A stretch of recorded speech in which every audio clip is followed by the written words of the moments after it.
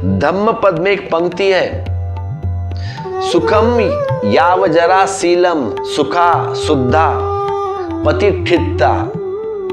स्वयं में प्रतिष्ठित हो जाना, इसका अर्थ है स्वयं में प्रतिष्ठित हो जाना। सुखो पज्जाय पटिलाभो पापनम अकारणम सुखम।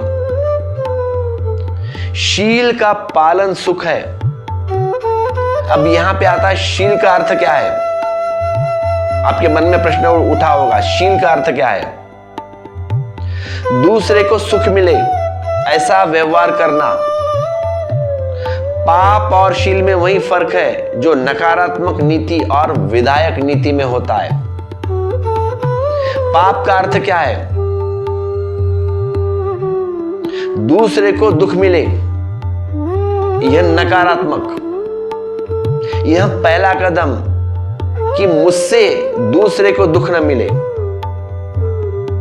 इतना सद जाए तो फिर दूसरा कदम शील है कि मुझसे दूसरे को सुख मिले। अब ये दूसरा कदम, मतलब मैं जो भी काम करूं, जो भी कर्म करूं, उससे दूसरे को सुख मिले। पहला, मेरे से किसी दूसरे को दुख ना मिले, और दूसरा, मेरे से लोगों को सुख मिले। जब तुम दूसरे को दुख न दोगे तो दूसरा भी तुम्हें दुख न देगा। यह आधी यात्रा है। जब तुम दूसरे को सुख देने लगोगे तब सब तरफ से सुख की धाराएं तुम्हारे ऊपर बरसने लगेगी, वह है महासुख। तो पाप से बचे, शील में संलग्न हो, श्रद्धा को जगाए, वही श्रद्धा अंततः ज्ञान बन जाती है। यही महासुख है।